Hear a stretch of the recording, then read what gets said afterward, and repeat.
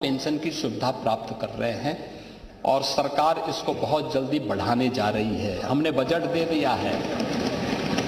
खन्ना जी घोषणा नहीं किए हैं, लेकिन मैं आज बता दे रहा हूं, परसों जब बोलेंगे तो एक घोषणा भी ये भी कर देंगे कि कितना बढ़ाने जा रहे हैं। दिव्यांगजन, आपके समय मात्र 300 पेंशन मिलती थी, आज हम 12,000 रुपये इसको सालाना दे रहे हैं।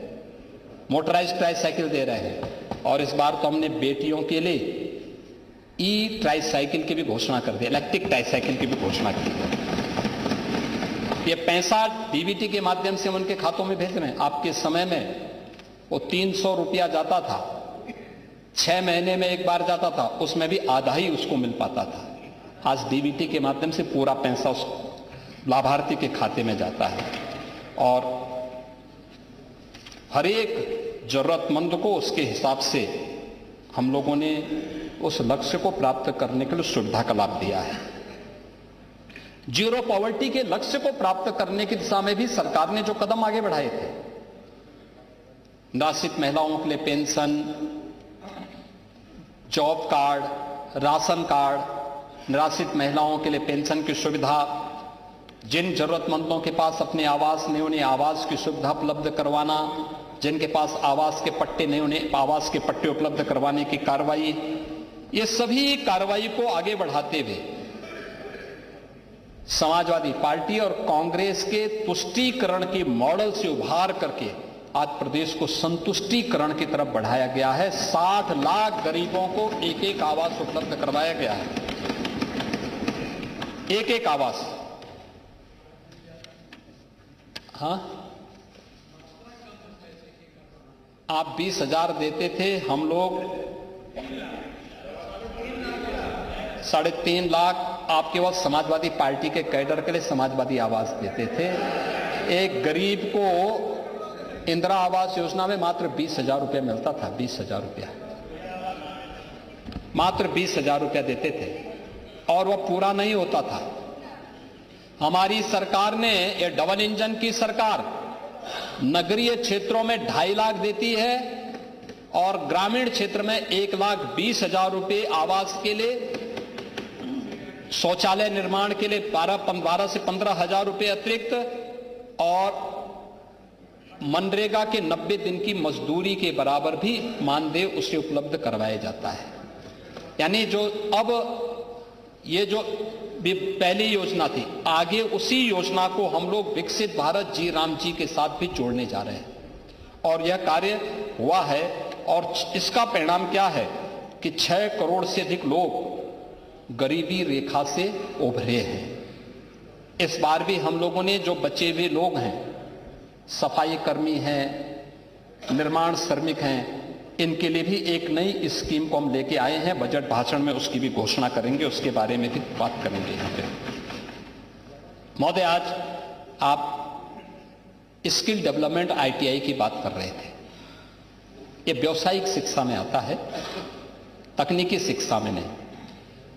तो व्यावसायिक शिक्षा के मंत्री तो आप भी रहे हैं यूपी के अंदर, तो ITI तो आप जानते हो। हाँ, तो ये व्यावसायिक शिक्षा वही है और इसमें हम लोगों ने अब आज की जो नई तकनीक है, मॉडर्न तकनीक जिसको आप कह सकते हैं, आर्टिफिशियल इंटेलिजेंस, डिजिटल टेक्नोलॉजी से जुड़े हुए अन्य सेमीकंडक्टर का है, डेटा साइंस का है, इन सभी उभरते हुए सेक्टर में रोबोटिक का है, ड्रोन टेक्नोलॉजी का है, स्पेस टेक्नोलॉजी, इन सभी सेक्टर में भी हम लोगों ने नए सेंटर विकसित किए हैं। टाटा टेक्नोलॉजीज के साथ मिलकर के हम लोगों ने हर जनपद के 2-2 ऐसे ITI को इस नए जो इमर्जिंग टेक्नोलॉजी है इसके साथ जोड़ करके और फिर उसको हम एक हब एंड स्पोक मॉडल पर आगे बढ़ाने की कार्रवाई को तेजी के साथ कर रहे हैं। और मेरा मानना है कि अधिक से अधिक नौजवानों को इसमें प्रशिक्षित करने की आवश्यकता है, वह आज की आवश्यकता है। राष्ट्रीय शिक्षा नीति 2020, आदरणीय प्रधानमंत्री जी ने कोविड कालखंड में देशवासियों को एक नई शिक्षा नीति दी, राष्ट्रीय शिक्षा नीति के रूप में। स्किल डेवलपमेंट और तकनीकी शिक्षा, तकनीकी उन्नयन इसका मुख्य आधार है और इस दिशा में अब हमारे टेक्निकल एजुकेशन ने भी इसमें अपने कार्रवाई को आगे बढ़ाया है।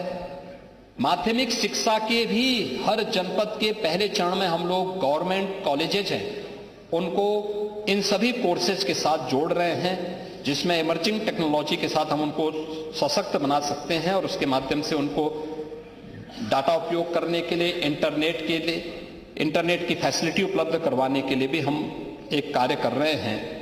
और युवाओं को स्वावलंबन की ओर अग्रसर करने के लिए सीएम युवा उद्यमी स्कीम जैसी योजनाएं भी हम लोगों ने लागू की हैं। आपको याद होगा कि 24 जनवरी 2024 को हमने इसको लॉन्च किया था और अब तक 1,10,000 नौजवानों को इस योजना के माध्यम से मार्जिन मनी 10% देते हुए interest free, guarantee free loan उपलब्ध किया जा चुका है। हाँ, इसकी योजना का जो सबसे महत्वपूर्ण पहलू है वह यह है कि उसमें उन नौजवानों को चयन और उनका प्रशिक्षण आवश्यक है और तभी वो सफल हो सकता है। इसमें नौजवान रुचि ले रहे हैं, ये नए उद्यमी बन रहे हैं। ऐसी स्कीम हम लोगों ने महिला उद्यमियों के लिए की है। बजट भाषण में उसकी चर्चा होगी, हम उसको आगे बढ़ाने का काम करेंगे। और स्वामी विवेकानंद युवा सशक्तिकरण स्कीम के अंतर्गत युवाओं के डिजिटल सशक्तिकरण की दिशा में भी सरकार के द्वारा जो काम किया गया है वह यहाँ पर हम लोग तेजी के साथ इन सभी क्षेत्रों में कार्य कर रहे हैं।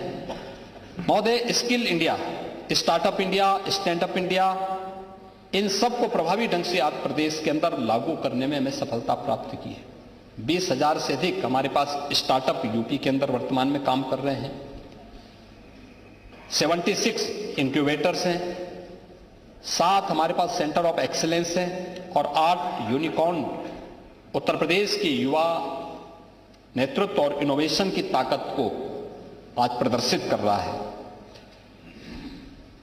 आज इन सभी प्रयासों में का परिणाम क्या है? जो युवाओं को प्रदेश के अंदर, आज जो आप पलायन की बात कर रहे थे ना, पलायन इसलिए था क्योंकि यहां रोजगार नहीं था, कर्फ्यू था। कर्फ्यू और क्राइम से यूपी मुक्त हुआ। परिणाम क्या हुआ? यूपी के अंदर एम्प्लॉयमेंट आया, यूपी के अंदर इन्वेस्टमेंट आया। यूपी आज इमर्जिंग टेक्नोलॉजी के फैब यूनिट के बारे में कोई सोचता था, आज यूपी के अंदर लगने जा रही है। आपने बजट भाषण में सुना होगा, देखा होगा, जब खन्ना जी ने यहां पे यूपी डाटा अथॉरिटी की बात की, जब वे अपने बजट भाषण में इस बात का उल्लेख कर रहे थे कि डाटा सेंटर क्लस्टर की स्थापना करेंगे। अगर हमें आर्टिफिशियल इंटेलिजेंस के सेक्टर में आगे बढ़ना है तो डाटा सेंटर क्लस्टर उसकी पहली जरूरत पड़ेगी।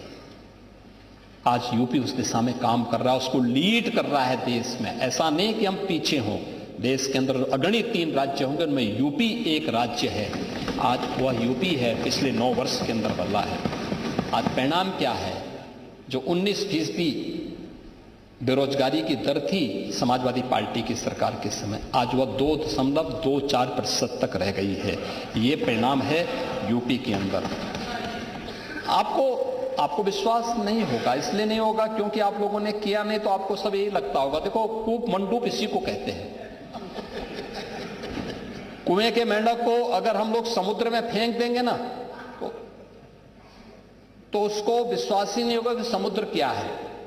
और स्वामी विवेकानंद चर्चा करते हैं ना कि समुद्र का मेंढक एक बार कुएं में गिरा तो कुएं के मेंढक से पूछा, कुएं के मेंढक ने उससे पूछा, कहा कहां से आए हो?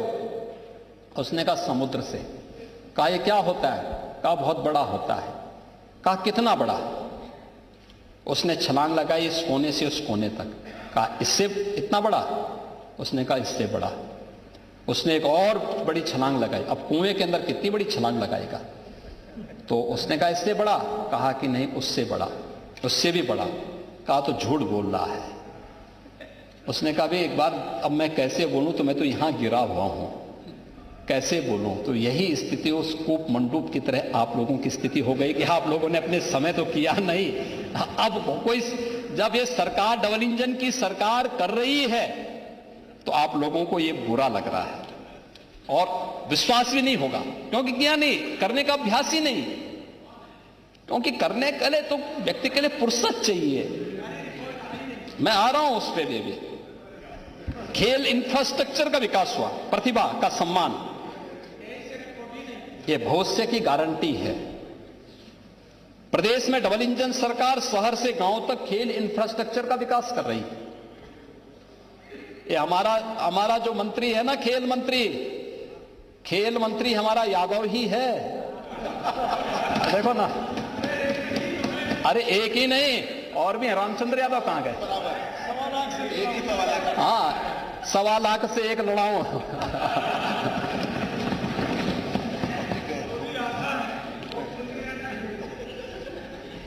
एक ही यानी आधा ही इतना काम कर दे रहा है। आप जितना नहीं कर पाए, आप लोग जितना नहीं कर पाए 4-4 बार में, वो आधा ही इतना कर दिया है कि पूरी समाजवादी पार्टी डूब जाएगी उसी में। आज खेल का इंफ्रास्ट्रक्चर है, हाँ? नहीं, उनका मुकाबला नहीं कर पाएंगे। वो कृष्ण भक्त हैं या दुर्योधन भक्त हैं?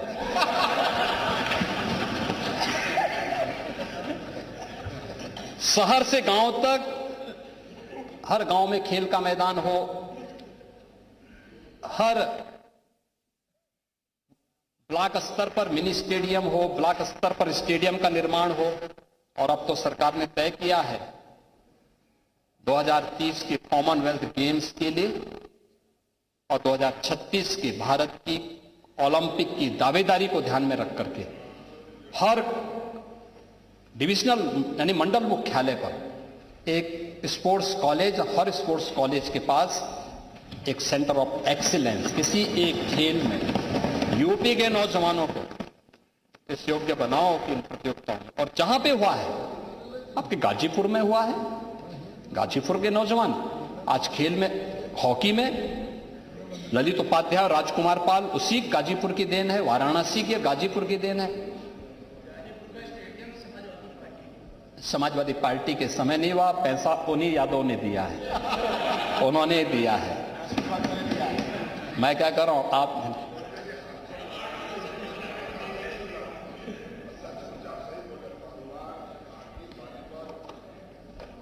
हम कर रहे हैं ना, यूपी के अंदर हर एक जगह को हम दे रहे हैं। और हमने प्राइवेट एकेडमी को भी धनराशि देनी प्रारंभ की और उसी तहत, उसी पॉलिसी के अंतर्गत गाजीपुर की भी उसको हमने जोड़ा है और बहुत अच्छा काम कर रहे हैं। वेस्टर्न यूपी में प्राइवेट एकेडमी बहुत अच्छा काम कर रही है, अच्छे अच्छे खेल के खिलाड़ी वहां से निकले हैं, ओलंपिक में मेडल जीते हैं। और इसी का परिणाम है कि आज हमने उत्तर प्रदेश के अंदर अपने इन सभी खिलाड़ियों को जो ओलंपिक में, कॉमनवेल्थ में, एशियाड में मेडल जीतेंगे, उन सभी खिलाड़ियों को हम लोगों ने सरकारी नौकरी में प्राथमिकता दी है। डिप्टी एसपी, तहसीलदार, अन्य महत्वपूर्ण पदों पर हम लोगों ने उन्हें हर खेल का बजट पर्याप्त बजट है, बजट की कमी नहीं है। 500 से अधिक नहीं, यूपी गवर्नमेंट का अपना बजट है। खेलो इंडिया के साथ हम जोड़ते हैं तब इस कार्यक्रम को आगे बढ़ाते हैं और बहुत अच्छा उसका वो चल रहा है। उत्तर प्रदेश में इलेक्ट्रिक व्हीकल में भी उत्तर प्रदेश ने एक बहुत अच्छी दमदारी से अपनी उपस्थिति दर्ज की है और देश का पहला इलेक्ट्रिक व्हीकल मैन्युफैक्चरिंग की यूनिट यूपी के अंदर प्रारंभ हो चुकी है, जिसमें बसेज के निर्माण की कार्रवाई चल रही है। जो राष्ट्रीय बाजार है उसमें उत्तर प्रदेश की उपस्थिति 19% है। तिपैया इलेक्ट्रिक व्हीकल में 40% भागीदारी यूपी की है। फेम 1 और फेम 2 का प्रमुख लाभार्थी यूपी है। एक्सप्रेसवे कॉरिडोर पर चार्जिंग स्टेशन और प्रदेश में 700 अधिक इलेक्ट्रिक बसेज का वर्तमान में संचालन हो रहा है। उद्योगों के साथ मिलकर आईटीआई, पॉलिटेक्निक और हमारे जितने भी इंजीनियरिंग कॉलेजेज हैं, ईबी रेडी, ये सभी अपने आप को तैयार कर रही है। महोदय, ये लोग विकास के बारे में क्या बात करेंगे? समाजवादी पार्टी और विकास, Gomti river front full DPR था 300 करोड़ का, 1400 करोड़ खर्च हो गया, काम ही नहीं हुआ, अधूरा। जेपीएनआईसी कुल डीपीआर था 200 करोड़ का, 800 करोड़ खर्च हो गया, तब भी अधूरा। Purvanchal expressway, Purvanchal expressway land ली ही नहीं, टेंडर अवार्ड हो गए। टेंडर अवार्ड होने के साथ ही हम लोगों ने जब देखा कितने का है, तो उस समय नई सरकार आई थी, हम लोग इस बात को मानते थे कि टेंडर ठीक ढंग से और पारदर्शी तरीके से संपन्न हुए होंगे। हम लोग ये मानते थे प्रोग्रेस हो रही होगी। 6 महीने के बाद जब मैंने इसका रिव्यू किया, भाई क्या प्रोग्रेस है, क्या स्थिति है, पता लगा जीरो। क्यों जीरो है? लैंड ही नहीं है। हम लोगों ने लैंड एक्वायर किया, कार्रवाई आगे बढ़ाई, टेंडर निरस्त किए। टेंडर निरस्त करने के बाद उन्होंने 2 वर्ष के बाद टेंडर किए, तो ठीक 15,200 करोड़ रुपए का टेंडर आया। हम बहुत चक थे, मैंने पूछा भी पहले कितना आया था, बताया गया 15,200। तो मैंने कहा 15,200 2 वर्ष पहले भी, 2 वर्ष के बाद 15,200 क्यों, क्या कारण है? तो मैंने पूछा उस समय कि भाई क्या फाइनेंशियल और टेक्निकल बिड एक साथ मंगाई गई? कहा नहीं साहब, अलग अलग। मैंने कहा इसको निरस्त करो, एक साथ मंगाओ, इसको और रिलैक्स करो। उसको रिलैक्स किया गया। हमने 110 मीटर चौड़े एक्सप्रेसवे को 120 मीटर चौड़ा करने के लिए प्रस्ताव रखा, क्योंकि सेमी बुलेट ट्रेन को हम वहीं से चलाएंगे। अभी जो प्रस्तावित हो रही, देश के अंदर जो कॉरिडोर नए बनने जा रहे हैं, उन सब के लिए तैयारी हमारी उसी दिन से चल रही है। वाराणसी से जोड़ने के लिए लैंड स्टेट उपलब्ध करवाएगा, हमारे पास लैंड है। लेकिन जब हमने कहा कि मंगाओ, अलग अलग नहीं, एक साथ मंगाओ, तो 15,200 करोड़ का वो टेंडर जो इन्होंने किया था 2 वर्ष पहले से, दिसंबर 2016 में जो अवार्ड किया था, वही 18 में जब उसी के टेंडर हुए थे, 11,800 करोड़ का आया। ये 3,500 करोड़ कहां जा रहा था? ये है इनका मॉडल। ये विकास की बात करेंगे, यानी कभी जेपी और लोहिया ये समाजवाद के आदर्श माने जाते थे। इन्होंने देश में बराबरी का और सामाजिक न्याय की वकालत की थी। ये दोनों महान नेता थे, दोनों ने इसकी वकालत की थी। आज वही समाजवादी संपत्ति और संतति इसका प्रतीक बन गया है। लोहिया इसके विरोधी थे। जो समाजवाद त्याग का, संघर्ष का, नैतिक आदर्शों का आह्वान करता था, आज वह वंशवाद का, सुविधावाद का और निजी साम्राज्य खड़ी करने की एक सीढ़ी बन गई है इन लोगों के लिए। ये लोग किस उसकी बात करते हैं? जहां कभी लोहिया और जेपी की परंपरा ने शोषण के विरुद्ध संघर्ष का उद्घोष किया था, आज वही समाजवाद समाज में जातीय वैमनस्यता पैदा करने का एक माध्यम बन गया है। पांडे जी, आप जो बोल रहे थे वो हमें बुरा नहीं लग रहा था, लेकिन हमारा प्रयास होना चाहिए कि हम जातीय संबोधन से किसी वर्ग विशेष या जाति विशेष को संबोधित करने से बचें तो अच्छा होगा। नहीं, मैंने इसलिए गिलाया अहिल्याबाई, लोक माता अहिल्याबाई होलकर, तो लोक माता है, उनका सम्मान होना चाहिए। उन्होंने मुगल कालखंड में भारत के सांस्कृतिक और आध्यात्मिक प्रतीकों को जिस दमदार तरीके से स्थापित किया था, उनकी पूजा होनी चाहिए और उसी क्रम में हमारी उनके प्रति श्रद्धा का भाव। आपने क्या किया? आपने नहीं किया। मैंने राजूपाल की हत्या का मुद्दा इसलिए उठाया, उमेश पाल की हत्या का मुद्दा इसलिए उठाया क्योंकि उन माफियाओं को गले आप लोगों ने लगाया था और उन माफियाज ने हमें आंखें दिखाने का प्रयास किया, तो उसकी दुष्परिणाम को भी उन लोगों ने भुगता है। हर गरीब को जीने का अधिकार मिलना चाहिए, बिना भेदभाव के उनका हक उसको मिलना चाहिए, लेकिन जातीय वैमनस्यता इस समाज के हित में नहीं, देश के हित में नहीं है। ये देश गुलाम क्यों हुआ? इसी जातीय वैमनस्यता के कारण, इसी के कारण हुआ है। और उन जातियों को आपस में लड़ाने का काम, लेकिन तुष्टीकरण के नाम पर आक्रांताओं को महिमामंडन करना आज इस समाजवादी आंदोलन का मुख्य धंधा बन गया है। कब रंग बदल दे कोई भरोसा नहीं होता है। यानी गिरगिट भी आज पश्चाताप करेगा कि समाजवादी मुझसे भी आगे निकल गए हैं। और इसीलिए अब यूपी के अंदर, आज तो हमारे यहां एक्सप्रेस वे, यूपी देश के अंदर 55% एक्सप्रेस वे का प्रदेश है यूपी।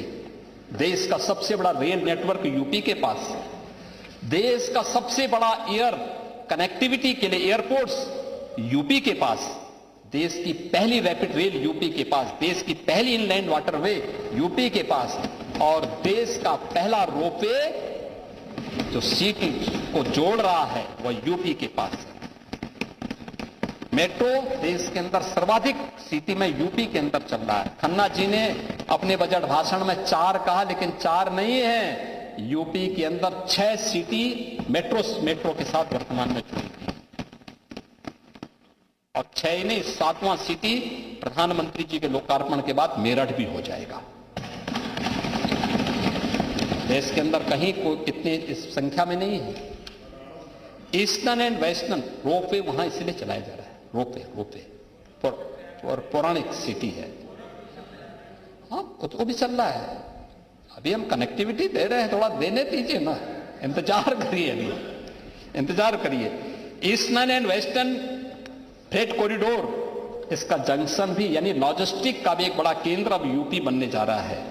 और इसी के साथ हम लोग जो हमारे इनलैंड वाटरवे हैं, इसमें मल्टी मॉडल टर्मिनल की स्थापना, ये भी यूपी के अंदर अलग अलग स्थानों पर ये यूपी के अंदर हो रहा है। यूपी के किसानों की सब्जियां, इनके खाद्यान्न को वैश्विक बाजार में पहुंचाने में हमें मदद मिलेगी। और अब हमारा जेवर का एयरपोर्ट भी तैयार हो गया है। उत्तर प्रदेश का 5वां इंटरनेशनल एयरपोर्ट है। यह भारत का सबसे बड़ा एयरपोर्ट बनने जा रहा है, सबसे बड़ा एयरपोर्ट। यानी एयरपोर्ट कैसे होना चाहिए? 12,000 एकड़ लैंड में वो एयरपोर्ट बन रहा है, 12,000 एकड़ लैंड, 5 रनवे होंगे। यह कार्य यूपी के अंदर आज चल रहा है। 16 एयरपोर्ट हमारे संचालित हैं, 5 पे हम काम कर रहे हैं। और जेवर इंटरनेशनल एयरपोर्ट, अब इसमें एमआरओ, एक्सप्रेसवे के किनारे एविएशन आधारित इंडस्ट्रियल क्लस्टर, ये सभी चीजें, डिफेंस मैन्युफैक्चरिंग का कार्य, ये सभी चीजें आज यूपी तेजी के साथ आगे बढ़ रहा है। यूपी के अंदर आपने कहा कि मुख्यमंत्री कंपोजिट विद्यालय यूपी के अंदर एक मॉडल है। आप लोग गरीबों के लिए नहीं कर पाए, निराश्रित बच्चों के लिए नहीं कर पाए।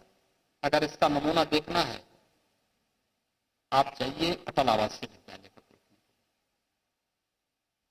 बिना भेदभाव के, हर जाति, हर मत, हर मजहब के बच्चे, क्या प्रतिभा है उनके, क्या चमक है उनके चेहरों पर। उन बच्चों को जाके देखो ना, ये यूपी की प्रतिभा है। उसको कल तक पैर में जूते नहीं थे, पहनने के लिए कपड़े नहीं थे।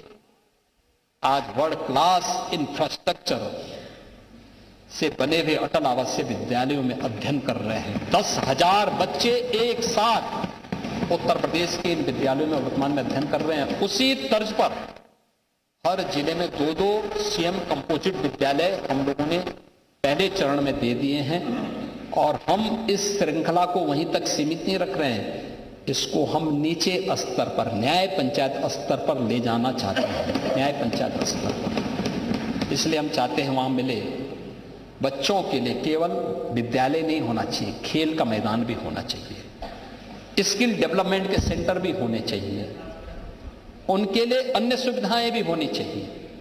ये व्यक्ति के नाम पे नहीं है, ये मुख्यमंत्री के नाम पे।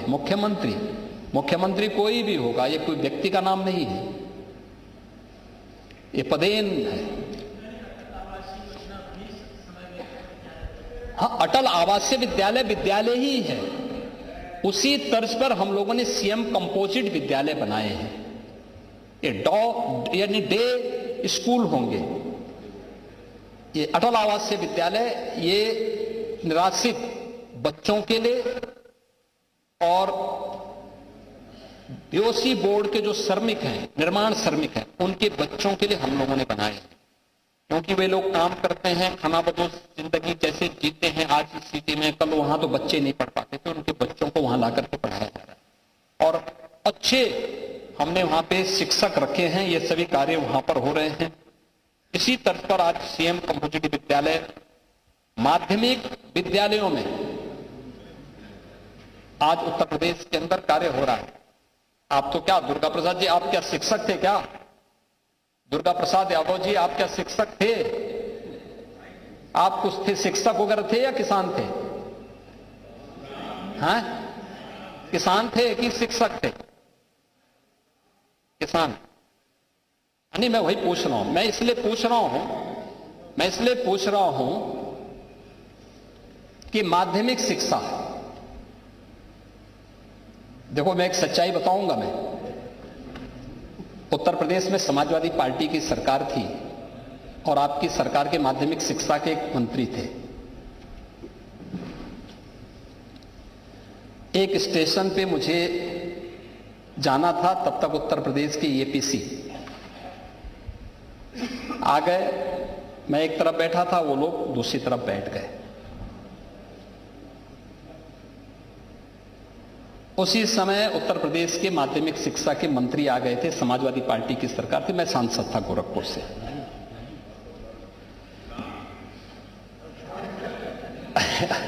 नाम बोल दूंगा तो फिर देखिए आप लोग फिर परेशान हो जाएंगे। तो मैंने उनको, वहां काफी लोग थे, तो मैंने कुछ लोगों को वहां से बाहर किया। मैंने कहा भी प्रदेश सरकार का मंत्री है, बिठाओ भाई उनको सम्मानजनक ढंग से। खैर वो आए, बैठे, उनको कुछ कुर्सियां मैंने वहां से खाली करवाई, उनको बिठाए। मैं भौचक था कि मंत्री आए, एपीसी खड़े नहीं हुए।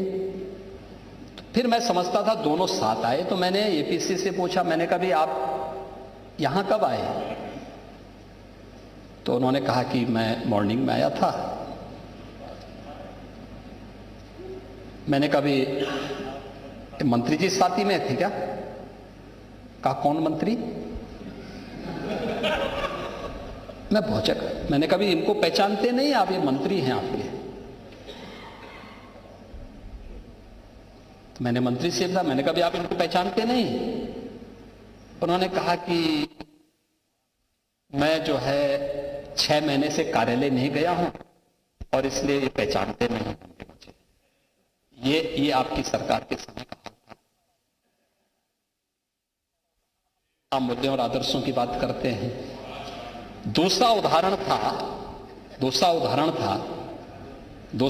आप ही की सरकार के समय का मैं दे रहा हूं। पंडित राम प्रसाद बिस्मिल की शहादत दिवस के दिन आपके एक मंत्री को बुलाया गया, वो भी शिक्षा विभाग के ही मंत्री थे।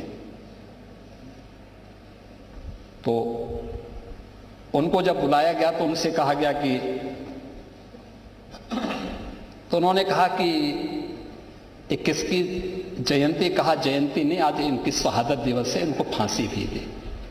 तो उन्होंने कहा बिस्मिल्लाह खां को तो अभी कुछ पुरस्कार मिला है, तो उनको फांसी क्यों हो गई?